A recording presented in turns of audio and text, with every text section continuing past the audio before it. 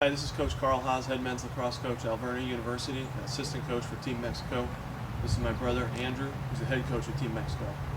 We're here today to talk about takeaway checks. So the first thing we're going to talk about, and I'm actually a righty, is how to hold my stick. Now, everybody has a different personal preference, but I tend to hold it. I like it this way. The head is kind of facing sideways, and my thumbs are running along the top spine of it, if you will. Hands about shoulder width apart.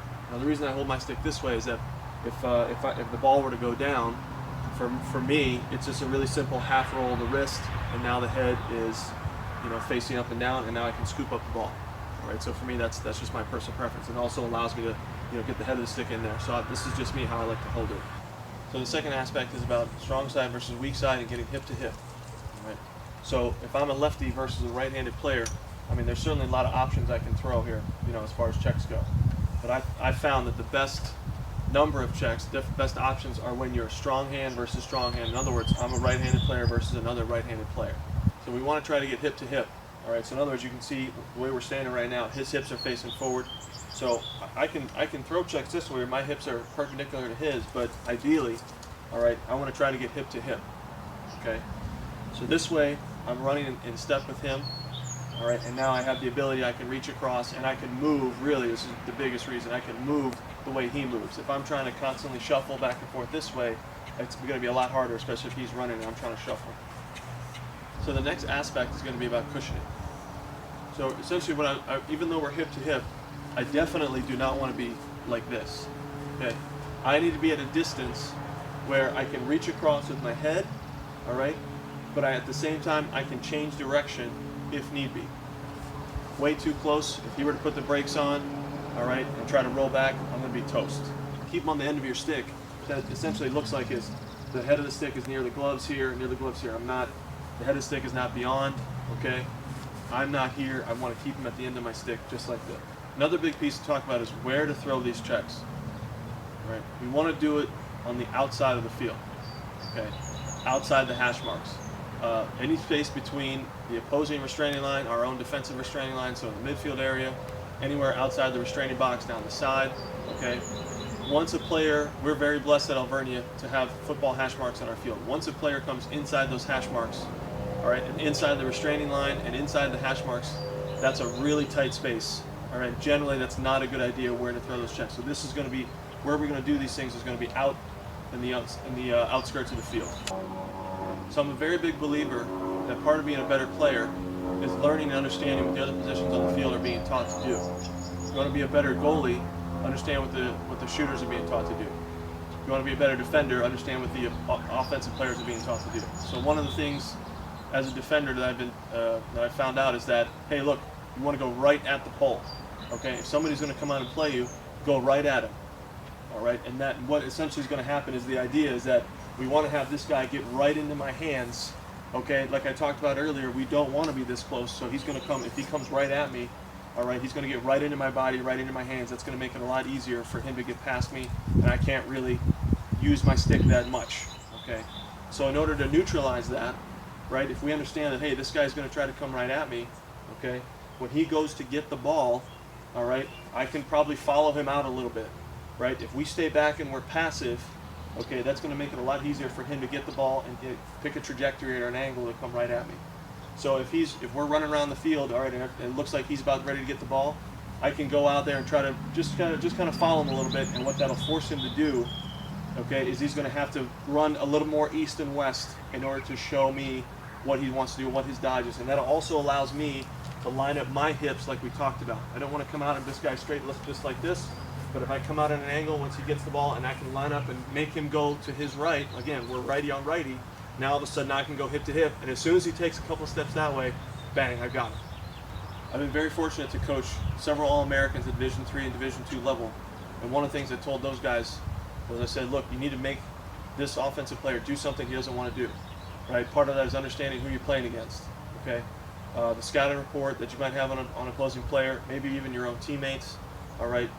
Understanding what they're trying to do. Hey, this guy's a right-handed player, okay, so that generally means that he is going to be uncomfortable going to his left, all right? So just understanding like, hey, look, this is what he wants to do. Now, we spend time already talking about, hey, I want to be able to get him going one direction, even if it's a strong hand, all right?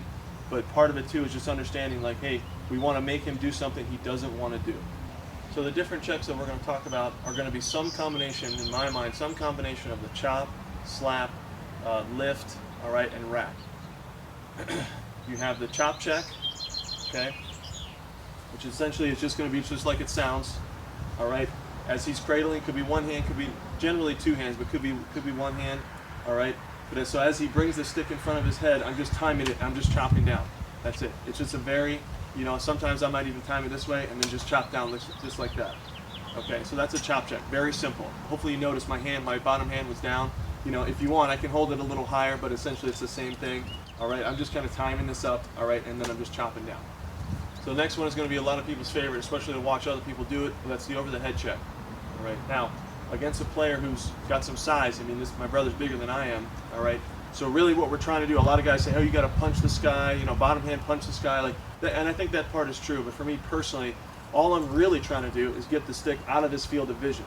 You know, if that means you got to punch the bottom hand, that's totally fine. But you can see the kind of angle, right, that the stick ends up to it. So all I'm trying to do is just get the stick out of his field of vision.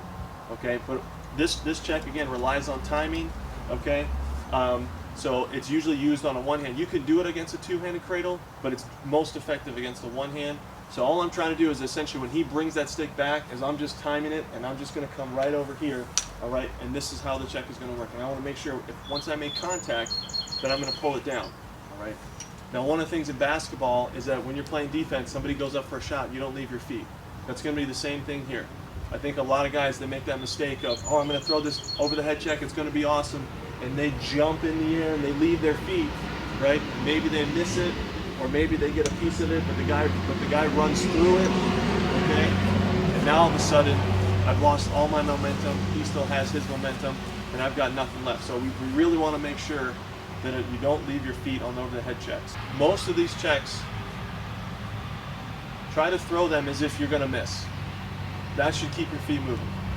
Throw them thinking I'm gonna miss it. I'm gonna miss it. Throw it as yep, I'm not gonna get it. I'm not gonna get it. And then all of a sudden you won't be preoccupied with keeping your feet. You know, I got to keep my feet moving. Don't think keep your feet moving. Just think, oh, I'm gonna miss it. I'm gonna miss it. And that should keep your feet moving. All right. Don't worry about I didn't get it. Like it's okay. It's okay. Right. But just want to make sure that we have it in that mindset of don't stop my feet. All right. I'm gonna miss. I'm gonna miss. I'm gonna miss. And hopefully that'll keep you moving.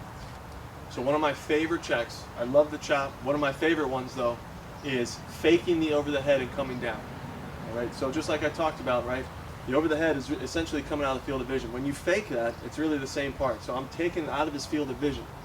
Okay, so when he brings that stick back and he sees that my stick is out of his field of vision, the instinct, just like that, the instinct is to bring it back forward, and that's where I just kind of fake up and then come right down.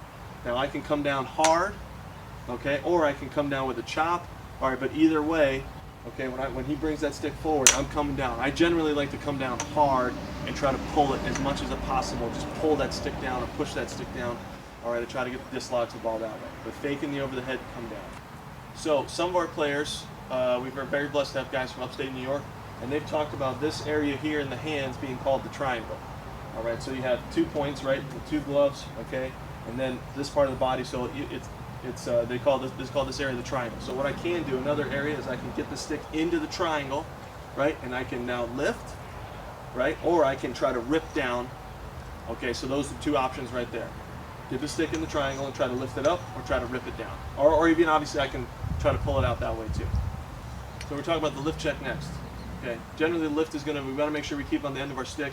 It's really hard to lift this way, right? We talked about we want to try to avoid, if possible, getting our body into each other. But if I can, I can take the head of the stick and I can lift like this, or I can lift the elbow, all right? Or I can do something called a bump, right? In which, in other words, I time it. It looks like he's getting ready to pass or throw, and I just give a really hard bump up the bottom hand. So we're talking about some back checks now. So we can lift or slap or even do a wrap check on the back. All right. So if I have a player who knows I'm coming in front a lot to try to take the ball away, and he's doing a great job of protecting the stick behind him, right? Over the head is not really an option. Okay. So one of the things I can, if I'm noticing that he's hanging his butt end, okay, I can come in and I can try to lift the butt end this way.